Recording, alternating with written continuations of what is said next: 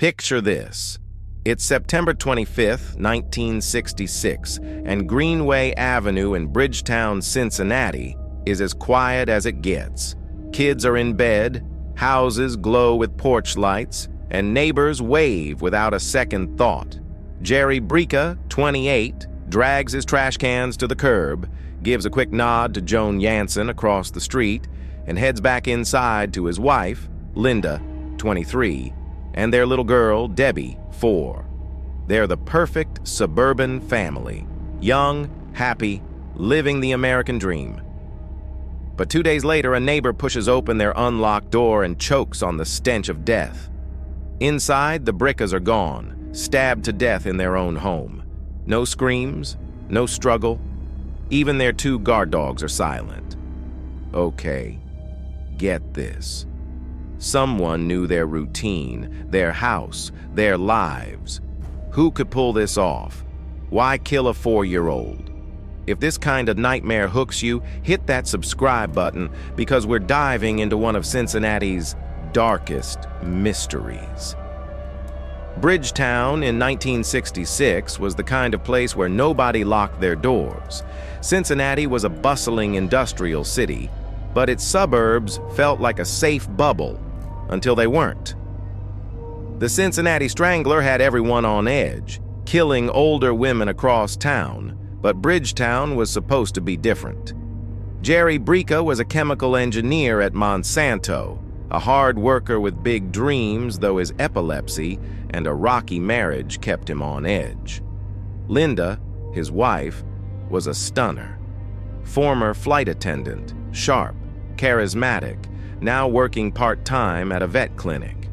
Whispers followed her, rumors of an affair that nobody could pin down.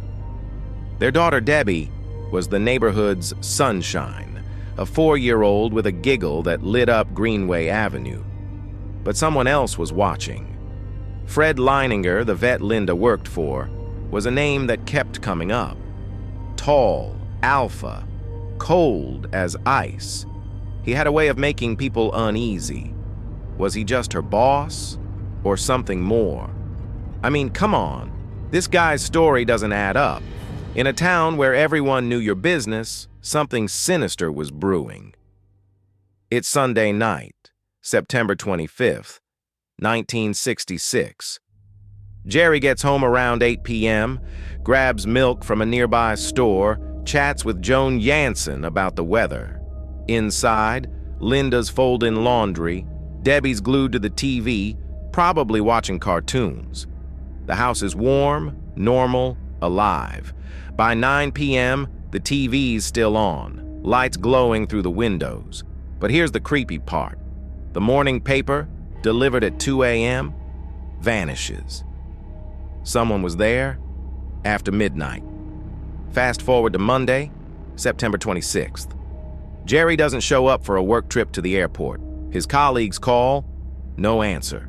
Newspapers pile up on the porch. The porch light stays on. Tuesday night, 10 p.m., neighbor Dick Meyer can't shake a bad feeling. He walks over, finds the front door unlocked, and steps inside. The smell hits him like a punch, rotting, heavy, wrong. He calls the cops. What they find is a nightmare. In the master bedroom, Jerry and Linda lie dead. Jerry's been stabbed 9 times, chest, neck, face. There's veterinary tape over his mouth, rope marks on his wrists, like he was tied up and fought back. Linda's beside him. 8 stab wounds, her nightgown torn, hair clutched in her hand. And then there's Debbie. In her room, surrounded by stuffed animals, she's been stabbed 4 times, each blow so deep it went through her tiny body. One foot still has a sock on, her hand reaching for a teddy bear. Hold up, a 4-year-old in her own bed? That's not just murder, that's pure evil. The murder weapon, likely a kitchen knife, is gone, maybe tossed in a dumpster. The house shows no forced entry, no signs of a struggle, and the Bricca's 2 guard dogs, completely silent, either locked up or, get this, catatonic like they were drugged. Who knew this house well enough to pull that off? Let's talk about the clues, because this is where it gets wild. There's hair in Linda's hand. Not hers, not Jerry's. Whose? Nobody tests it properly. There's seminal fluid on Linda, but it doesn't match Jerry's DNA. Was it rape? A consensual encounter earlier? No one can say. A pack of Marlboro cigarettes shows up at Linda's grave weeks later, left like some twisted tribute. The morning paper from 2 a.m. is missing, hinting the killer left after midnight. And that veterinary tape on Jerry's face? That's not something you grab at a hardware store. It screams insider, someone tied to a vet clinic. Then there's a sighting. 2 men and a woman near the house at 11:30 p.m. that Sunday. Witnesses. But nobody follows up. I mean, come on, how do you miss that? The scene is too clean, too planned, like the killer knew every inch of that house. Who could do this? Fred Leininger's name keeps circling back. He ran the vet clinic where Linda worked 3 days before her death. People talked, rumors of an affair, Linda wanting a different life, maybe even a trial separation from Jerry. Fred was cold, calculating, the kind of guy who didn't blink under pressure. Some say he was obsessed with Linda, and when she pulled away, he snapped. Here's the thing. Those dogs knew Fred. He had access to veterinary drugs, the kind that could knock out 2 snarling guard dogs without a sound. Reddit sleuths are convinced he used something like tranquilizers to keep them quiet. But why kill Debbie? To silence her? Or was it just cruelty? There's another angle. Jerry's work at Monsanto. He'd had a fight with a colleague, Jim Cannon, days before. Cannon was spotted near the house that night, but his alibi, he was in Indiana, checked out. Or did it? Some whisper about a bigger secret, maybe something Jerry knew from work. Could this have been a hit? Not a crime of passion? The investigation was a mess from day one. Cincinnati police interviewed 300 people, zeroed in on Fred Leininger. His story didn't hold up. He said he was at a liquor store that night, seen making a call, but never came back for his drink. Suspicious, right? He refused to give fingerprints, and his wife hired a lawyer fast. But here's the infuriating part. They let him walk. No DNA tests back then. No pressure to make him talk. The hair in Linda's hand? Stored poorly, useless by the time DNA tech came around. That seminal fluid? Tested in 2002 and 2013, but too degraded to match anyone.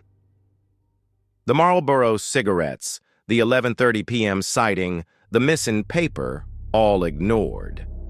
Even a lead about Linda's friend Lonnie Trumbull, killed 3 months earlier, went nowhere. Some thought Ted Bundy was involved, but the MO didn't fit. The Cincinnati Strangler? Wrong victim profile, wrong weapon. The police dropped the ball and the case went cold. Years later, it's still a wound. In 2004, Fred Leininger and his wife died in a double suicide. No note, no explanation. Was it guilt or just coincidence? By 2023, Hamilton County was trying again. They retested the hair, the seminal fluid, hoping new DNA tech, like the kind that caught the Golden State Killer, could crack it. But the evidence is a mess, too old, too contaminated. Prosecutors like Joe Dieters say they're not giving up, but as of 2025, ex-posts are buzzing with frustration. No breakthrough yet. A reward's out there, though the amount's hush-hush for any tip that closes the case. This isn't just a murder, it's a betrayal. The Briccas were the American dream, young, in love, with a little girl who lit up the street, and someone tore it apart. Bridgetown was never the same. Neighbors started locking doors, buying guard dogs, looking over their shoulders.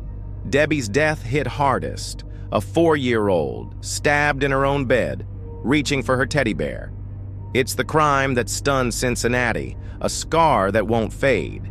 If you know anything, Call the Hamilton County Sheriff at 513-851-6000, case number 1966-Bricca. You can stay anonymous. Think about it.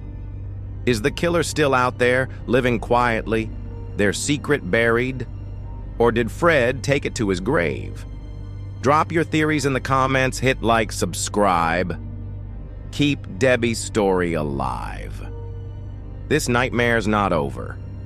Will we ever know who walked into that house and destroyed a family?